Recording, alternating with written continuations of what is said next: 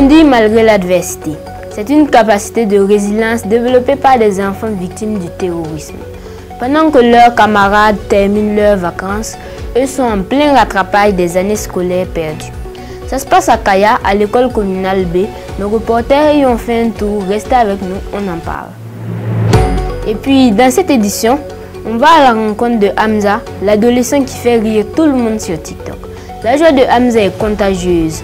Vous aurez la preuve tout de suite. Mais il a sérieusement besoin de votre soutien, surtout pour ses va-et-vient à l'école et dans d'autres activités. Bonjour et bienvenue au Dernier Info. Avant le développement de ces titres, chaque année, de nombreux élèves burkinabés optent pour des cours de vacances entre août et mi-septembre pour renforcer leurs compétences avant le début de l'année scolaire. L'objectif principal est de se préparer pour l'année 2023 et 2024 et de réussir les examens finaux. Je vous propose un tour dans des établissements de la ville de Bobo-Dioulasso pour prendre la température de ces cours. C'est dans ce reportage de Faisal Soré et Karel Somda. Annuel, c'est quelque chose qui dure une année. Mensuel, c'est quelque chose qui dure un mois. Hebdomadaire, c'est quelque chose qui dure une semaine. Bientôt la fin des vacances. Il ne reste plus que quelques jours pour reprendre la route de l'école pour y affronter l'année scolaire 2023-2024. Mais pendant cette période de repos, certains élèves ont décidé de participer aux cours de vacances qui ont lieu généralement dans le mois d'août, dans les lycées et écoles primaires. L'organisation des cours de vacances permet de renforcer le niveau des élèves qui décident d'y prendre part.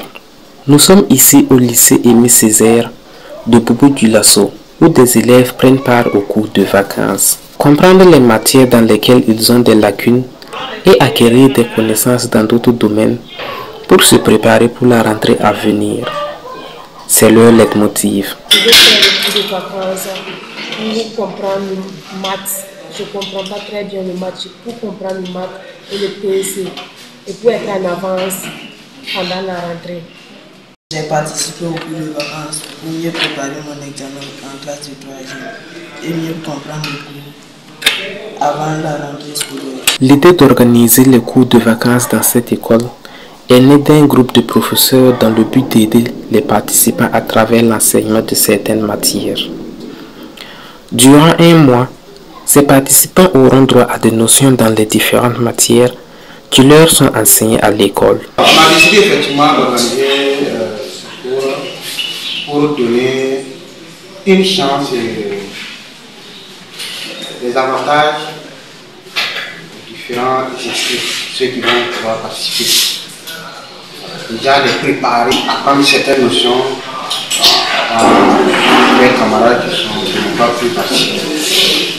Ça va les motiver, ça va beaucoup plus les galvaniser.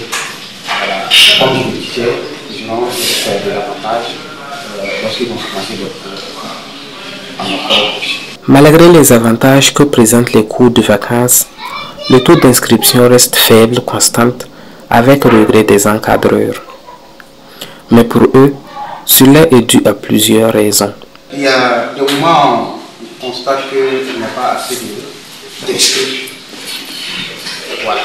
Mais bon, on ne peut pas avoir des raisons comme ça.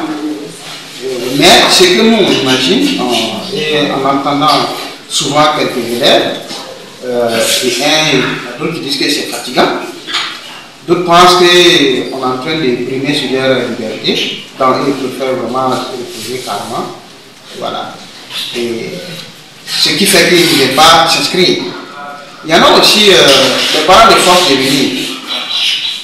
Ou également, il y en a d'autres qui préfèrent venir s'inscrire et disparaître, ils ne viennent pas. Voilà, il y a ce cas-là ici. Il prend l'argent sur le papa, il vient s'inscrire et on ne le voit jamais. On a des cas ici même, qu'on pourrait citer. Madame Yamouyogo, enseignante de la classe de CM2 à l'école primaire publique Kouache, trouve que les enfants, en participant au cours de vacances, seront préparés pour la nouvelle année scolaire et affronteront aisément l'année qui s'annonce. Nous devons faire le CM2 l'année prochaine. Nous sommes avec nos élèves et tout ce que nous avons fait l'année passée, nous essayons de réviser cela. Et quand nous allons reprendre les cours le 15 septembre, cela a vraiment un avantage. Ça va nous permettre de commencer les cours et d'avancer dans le programme. Dans cette salle, pour débuter la journée, ils ont procédé aux révisions avec les élèves pour s'assurer que le programme de la veille a été compris par ces derniers. Il en est de même après chaque fin de séance. Les retours sont jugés acceptables par l'enseignante et elle en est satisfaite. Au cours de cette séance, je me dis que l'objectif est atteint parce que plus de la moitié ont compris et les exercices que j'ai donnés, plus de la moitié ont eu la moyenne. Les participants de ces cours de vacances en venant s'inscrire avaient des objectifs à atteindre. Malgré que ces cours ne soient pas encore terminés, ces enfants sont contents des connaissances qu'ils ont déjà acquises. J'ai appris beaucoup de choses comme l'addition des mesures de temps, les études de tests. Là, c'était vraiment plus complexe. Donc, là, je me suis améliorée. Et aussi, ça a rafraîchi ma mémoire. C'est pour ça que je suis venue au cours de vacances. J'ai appris que pour calculer les nombres complexes, il faut bien classer les nombres, les centaines sur les centaines, les secondes sur les secondes, les minutes sur les minutes, les heures sur les heures. J'ai appris aussi que l'annuel, c'est quelque chose qui dure une année. Et une année égale 12 mois. Une heure est égale à 60 minutes. Une minute est égale à 60 secondes. Les cours de vacances s'organisent chaque année dans la plupart des écoles du Burkina Faso pour accompagner des élèves qui veulent préparer leur rentrée scolaire ou leur examen de fin d'année. Elle est une aubaine pour les élèves qui ont des lacunes dans certaines matières de rehausser leur niveau.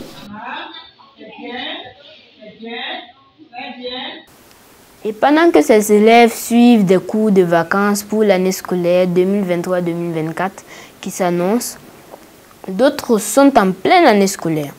Eux, ce sont les élèves déplacés internes de la ville de Kaya. À cause du terrorisme, ils ont fui leur village accusant du même coup un retard au niveau scolaire. Mais grâce au programme de l'école passerelle mis en place par le gouvernement burkinabé, ils ont eu une chance de rattraper leur année scolaire. On regarde ensemble ce reportage, puis on revient sur ce plateau pour la phase entretien de cette édition.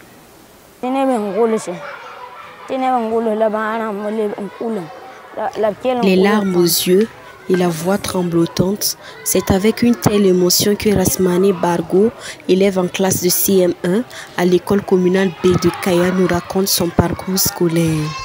Il vient du village de Sirgi, situé à 12 km au nord-ouest de Nessemtenga, dans la région du centre-nord. C'est là qu'il a débuté son cursus scolaire avant d'être contraint en plein milieu d'année scolaire 2021-2022 de fuir son village avec sa famille pour échapper au terrorisme.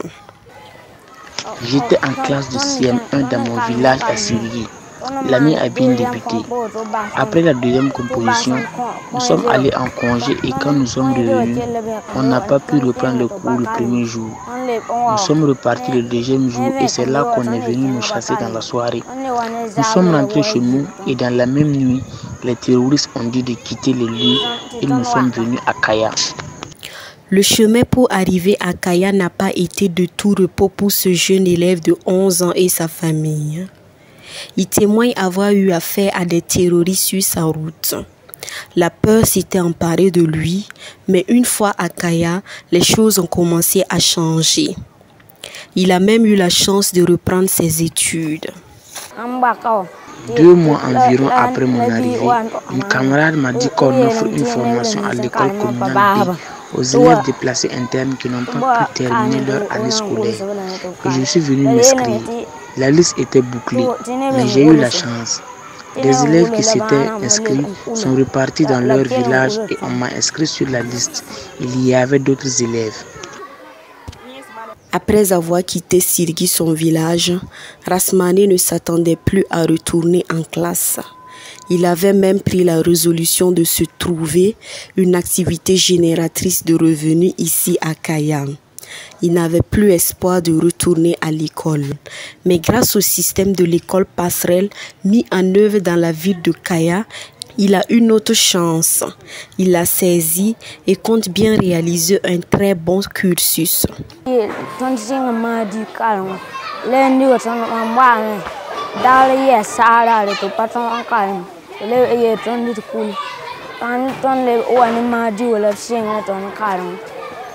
On a commencé le cours dans le mois de juin.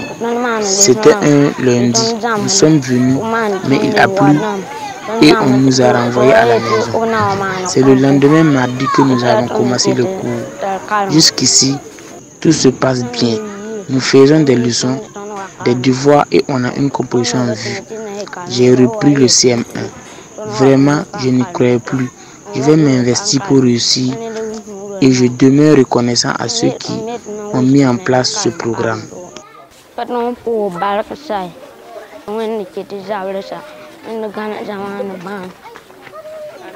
Tout comme Rasmane, Valérie Sawadgo a la chance de reprendre la classe de CM1 à Kaya.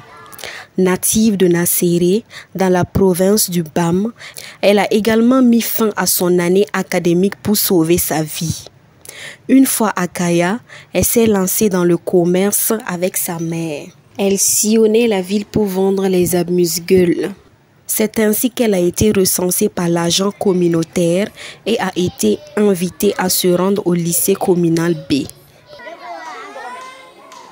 L'école a commencé pour nous déplacer internes. On vient apprendre ici, on fait des leçons et des devoirs. Tout va bien et ce n'est pas dur. Je suis contente car je ne vis plus la même situation. Je n'ai plus peur aussi. Ils sont plus d'une centaine d'élèves déplacés internes reçus ici dans cet établissement pour l'année scolaire 2022-2023. L'objectif est de donner une chance à ces enfants qui ont dû quitter les bancs à cause du terrorisme dans leur localité. Retour sur le plateau et on en arrive à l'entretien de cette édition. On aborde aujourd'hui la question de l'éducation en situation de crise. Et pour en parler, je reçois pour vous Assimi Zerbou, expert junior en éducation. Bonjour et bienvenue Assimi. Bonjour et merci de me recevoir sur ce plateau. Alors, on a vu ensemble ce reportage. On a l'école passerelle comme alternative dans cette situation de crise sécuritaire au Burkina Faso. Est-ce que le système est aussi performant pour les enfants? Je veux dire, est-ce qu'on ne risque pas de former pour former? L'école passerelle est ce qu'on appelle une stratégie de scolarisation accélérée passerelle qui permet aux enfants et aux jeunes non scolarisés de retrouver les bancs. Donc l'école passerelle ici, parler de sa performance, c'est un peu trop dit parce que l'école passerelle d'abord vient pallier à un problème. Il y a des enfants qui se sont trouvés dans des localités où ils étaient obligés de se déplacer pour revenir sur des sites d'accueil, des sites pour peut-être être en sécurité. Et là, qu'est-ce que l'État doit faire? L'État a mis en place ce système-là pour leur permettre de revenir sur les bancs et retrouver leur niveau. Donc, le système de l'école passerelle vient en effet allier au système éducatif des enfants non scolarisés. Et dire qu'ils ne sont pas bien formés, là je saurais trop dire parce que le système déjà est là pour remettre les enfants à niveau, essayer de leur permettre de continuer leur cursus scolaire et ne pas les laisser par exemple à eux-mêmes parce qu'un enfant qui est déscolarisé a tendance à vouloir aller au niveau des sites d'orpaillage, a tendance à vouloir travailler lui seul. Donc ici, l'école passerelle est une formation adaptée à nos réalités en ce temps de crise. Comment la crise sécuritaire au Burkina Faso affecte-t-elle l'éducation des enfants? Le système éducatif burkinabé souffre le plus de la crise sécuritaire au Burkina Faso ici. Parce qu'on se retrouve, d'après le ministère de l'Éducation nationale, de l'alphabétisation et de la promotion des langues nationales, avec un rapport de 6334 écoles fermées.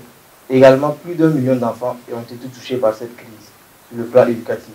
Et là, on se retrouve avec un déficit déjà d'abord qu'on n'avait pas assez de structures et d'établissements pour abriter tous ces élèves-là. On se retrouve avec encore toutes ces écoles fermées, ce qui crée vraiment un problème. Également, durant cette crise, on a constaté des attaques répétées contre des établissements.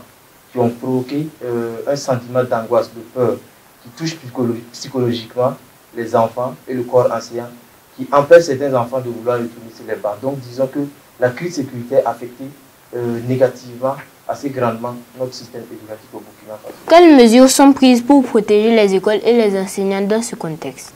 Dans ce contexte de crise sécuritaire, les mesures qui ont été prises pour protéger les enfants et le corps enseignant ici, c'est de les permettre d'être en sécurité dans la localité où ils donnent les cours, où les enfants reçoivent les cours.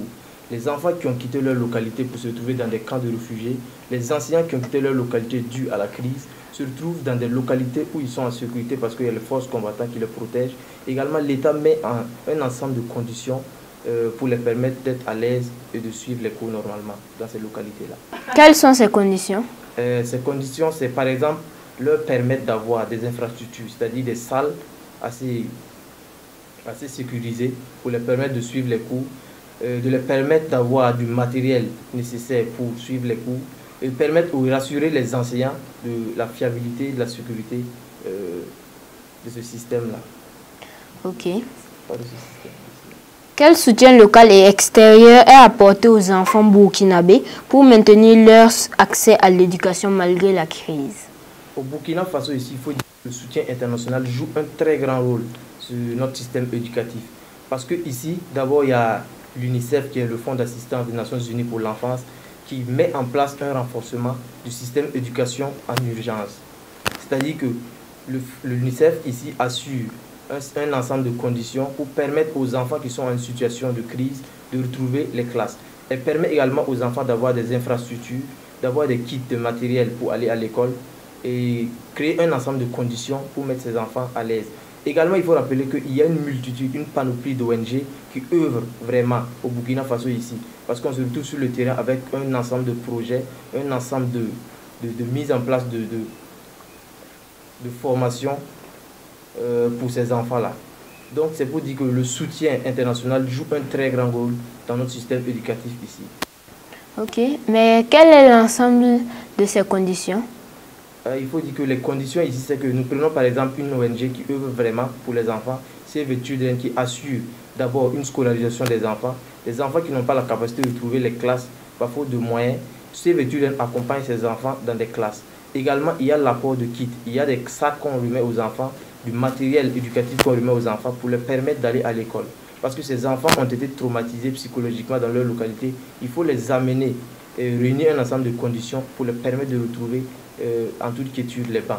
Donc c'est pour dire qu'au Burkina Faso ici, le soutien international est très très important. Parce que beaucoup d'ONG, beaucoup d'associations œuvrent vraiment sur le terrain pour nous permettre de résoudre la question de l'éducation au Burkina. Qu'est-ce que nous, en tant qu'enfants et jeunes, pouvons faire pour pouvoir contribuer à l'éducation? L'éducation, c'est une question qui nous concerne tous. Parce que ce sont nos frères, ce sont nos soeurs qui ont besoin de cette éducation-là. Et nous, en tant qu'enfants, ce que nous pouvons faire, c'est accompagner d'abord nos camarades que nous avons autour de nous. Tout le monde n'a pas la possibilité de se trouver à l'école. Nous qui avons la possibilité de se trouver à l'école, qu'est-ce que nous pouvons faire pour nos camarades? C'est d'aider et de les accompagner également à la maison. Nous pouvons les permettre également d'apprendre ce que nous apprenons à l'école pour qu'ils aient au moins un niveau. Quand ils auront la chance de retrouver les bancs, ils seront en mesure de continuer. Également, en tant que jeunes, qu'est-ce que nous pouvons faire? Ce que nous pouvons faire, c'est créer par exemple des cours d'appui gratuits pour ces enfants-là qui sont dans nos quartiers, qui sont dans nos villes. Également, au niveau des jeunes, nous en tant que peut-être acteurs de la société, jeunes universitaires par exemple, nous pouvons repartir dans nos localités, aider ces enfants-là qui sont là, qui ont besoin d'assistance éducative, parce que le corps enseignant, il faut dire qu'ils ont un nombre réduit, ils ne peuvent pas assister tous ces enfants-là. Et nous, en tant que jeunes, nous pouvons retourner à nos sources, dans nos villages, dans nos localités, et essayer de donner des cours à ces enfants-là pour qu'ils aient au moins le niveau pour continuer leur cursus scolaire par la suite. Merci à toi pour toutes ces précisions. Merci à toi également de m'avoir reçu sur le plateau, ce fut un plaisir.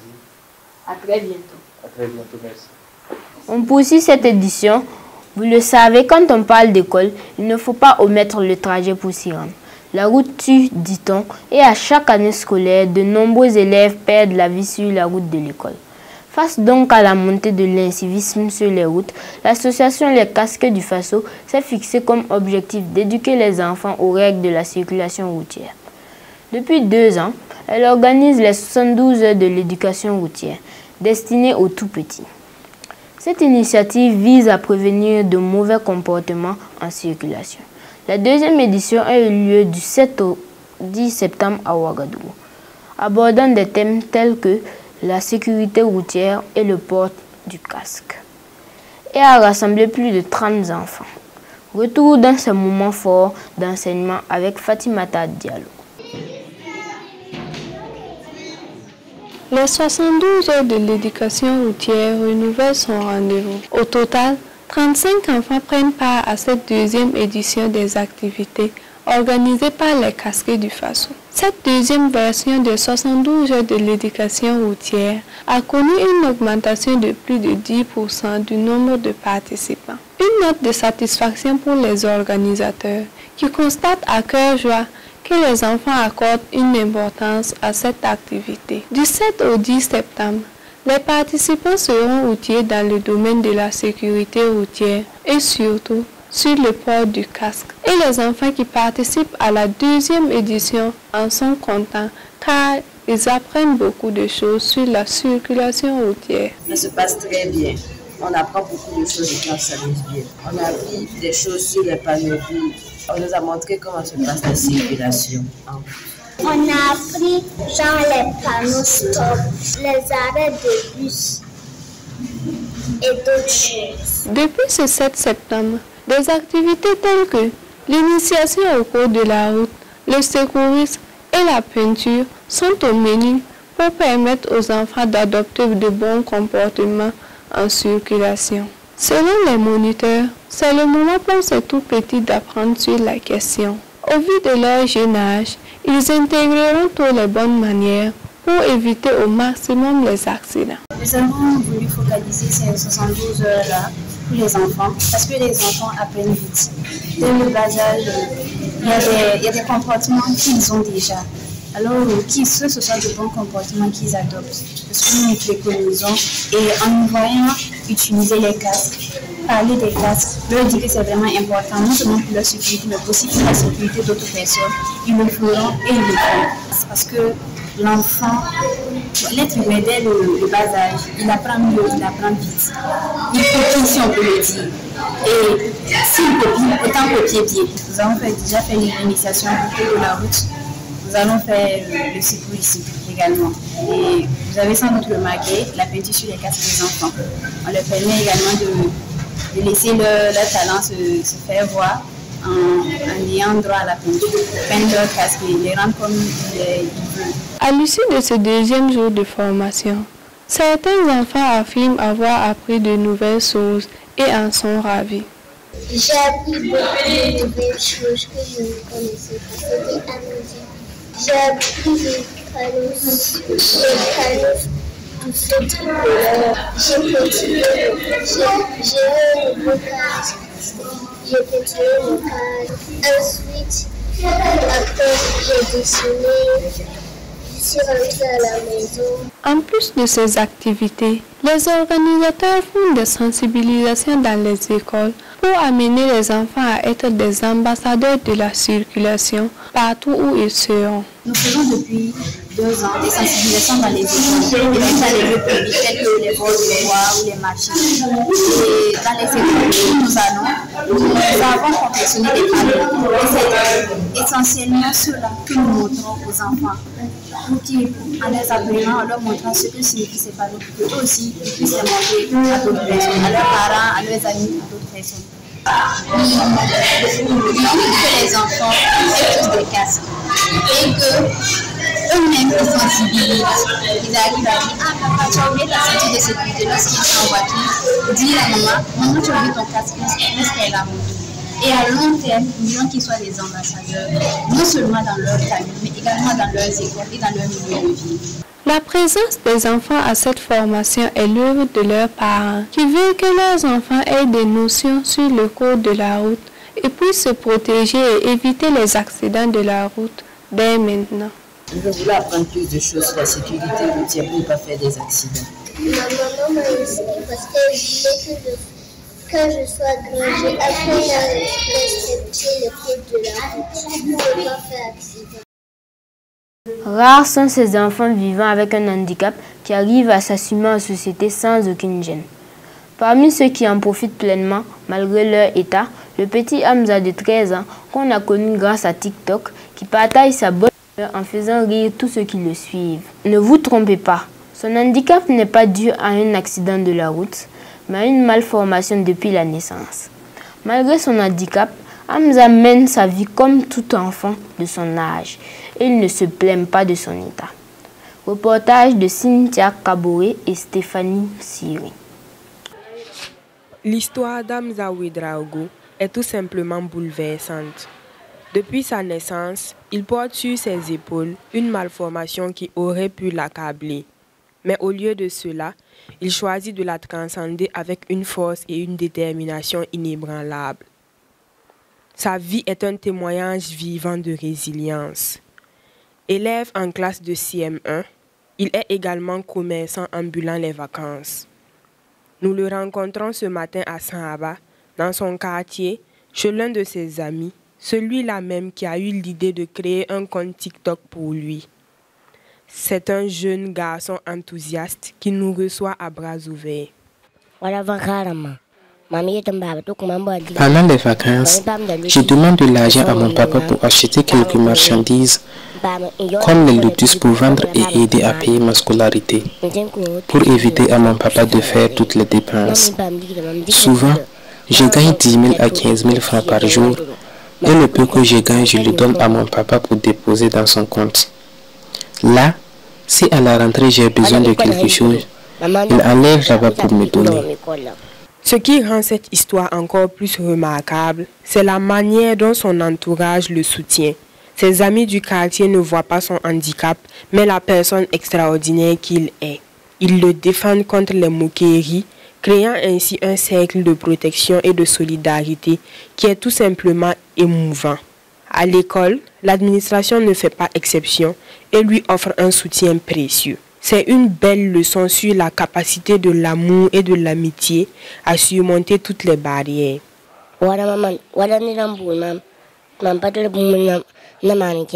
Si quelqu'un m'appelle et que je n'ai pas la possibilité de me déplacer, mes amis me soulèvent souvent ou me prennent derrière leur vélo pour me amener. Quand on se suit et que des enfants me voient et se moquent de moi, mes amis les menacent ou les insultent parce que cela ne leur plaît pas. Hamza a un rêve qui émeut profondément. Devenir médecin pour soulager la souffrance des autres, tout comme on l'a fait pour lui lorsqu'il était enfant. Son désir de donner en retour à la société est une source d'inspiration inestimable. J'aimerais pouvoir aider tous ceux qui seront malades, comme à notre enfance où on nous amenait à l'hôpital pour nous faire soigner et que le médecin prenait soin de nous. Je prie Dieu pour avoir une longue vie afin de devenir docteur et pouvoir aider les malades.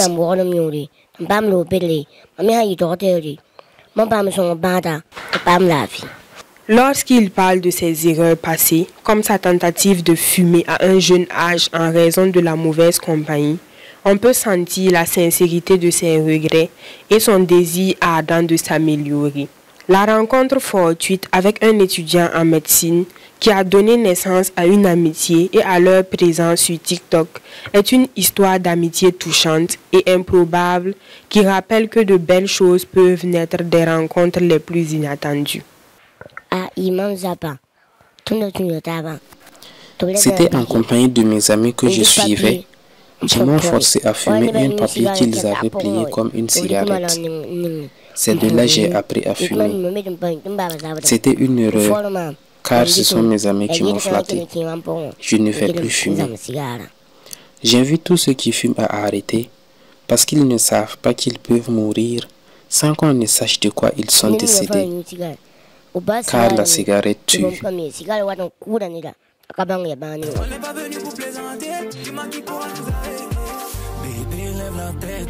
Hamza partage son expérience avec une générosité d'âme exceptionnelle pour inspirer d'autres enfants confrontés à des défis similaires. Son message puissant les encourage à ne pas se laisser décourager par leur situation actuelle et à croire à un avenir meilleur. Il nous rappelle également de ne pas juger les enfants comme lui, car personne ne sait ce que demain réserve. Ce que j'ai à dire aux autres comme moi est qu'ils fassent l'effort de sortir de chez eux, car souvent ils peuvent rencontrer des personnes qui peuvent vouloir les aider. C'est le cas du tonton qui m'a vu quand je venais dans sa salle de jeu et qui m'a aidé.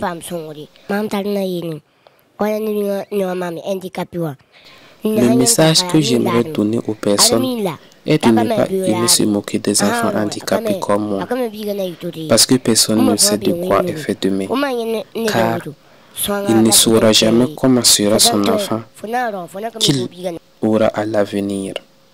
Toute chose se trouve entre les mains de Dieu, et veuillez les aider au lieu de les insulter. Cependant, la vie n'est pas sans obstacle pour Hamza. Son vélo, essentiel à sa mobilité, connaît des problèmes fréquents, ce qui entrave sa liberté de mouvement. Au moment où nous faisions le reportage avec lui, il était sans vélo pour se déplacer. Son appel à l'aide pour résoudre ce problème est un cri de cœur poignant. Pendant que je roule mon vélo, il arrive que ça s'arrête en cours de chemin et il n'y a personne pour m'aider. Ou bien souvent, je cherche quelqu'un qui va m'aider en me poussant pour me rapprocher de là où je vais. Ce qui m'aiderait beaucoup, c'est de trouver quelqu'un pour m'aider avec un autre vélo, parce que mon vélo me fatigue beaucoup. Malheureusement, l'aide aux enfants en situation de handicap est rare. Mais Hamza a eu la chance de rencontrer une âme bienveillante qui utilise TikTok pour partager des vidéos humoristiques mettant en scène Hamza, attirant ainsi l'attention sur sa situation. Actuellement, avec plus de 68 000 abonnés sur son compte, Hamza bénéficie d'un soutien extraordinaire, y compris pour sa scolarité de cette année et ses fournitures. L'histoire d'Hamza est un récit captivant de courage, d'amour, de résilience et de solidarité. Elle nous rappelle la puissance de l'esprit humain pour surmonter l'adversité et inspirer les autres, même dans les circonstances les plus difficiles. Il va tenter de faire quoi? Alors? Bon courage à Hamza. C'est un appel qu'il lance donc à ses fans et aux bonnes volontés. Ce garçon a la tête haute et se bat. Il attend de vous un geste pour lui permettre de se déplacer. Faites un geste pour soutenir Hamza. Allons maintenant à la rencontre d'un talent avec une superbe voix. Kid Boss a seulement 15 ans, s'est démarqué en interprétant des chansons célèbres. Vous allez le voir et l'entendre tout de suite. Il privilégie les reprises et a reçu des éloges d'artistes renommés. Avec le soutien de son manager et de sa famille, il parvient à concilier études et passion musicale. Son premier album est en préparation, annonçant ainsi un avenir prometteur. Sans autre commentaire sur la star, reportage maintenant avec Eunice Bansé. La lune est tombée, les étoiles qui s'en vont. De nombreux enfants se passionnent pour la musique dès leur plus jeune âge, ce qui les conduit souvent à s'immerger très vite dans cet univers. Sansan Gesrima Zosias Palé, également connu sous son nom d'artiste Kid Boss, en est un exemple frappant. À l'âge de 15 ans, alors qu'il est en classe de 5e, Kid Boss s'est distingué par ses interprétations remarquables des chansons d'artistes renommés tels que Don't Go et À quand le verbe.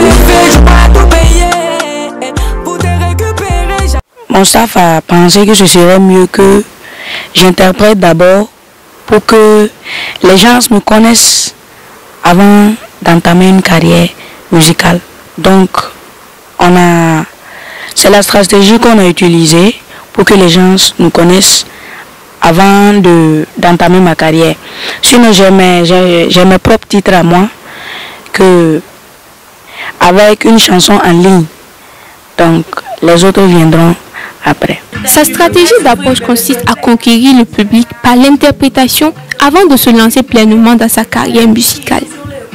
Kid Boss se spécialise dans les reprises d'artistes nationaux et internationaux, une démarche qui a reçu des éloges de la part de ces mêmes artistes qui ont partagé ces vidéos sur leurs plateformes respectives. J'ai déjà interprété Loco, Lil J. J'ai déjà interprété Floby. J'obtiens beaucoup de soutien et j'aimerais remercier Lil J en passant.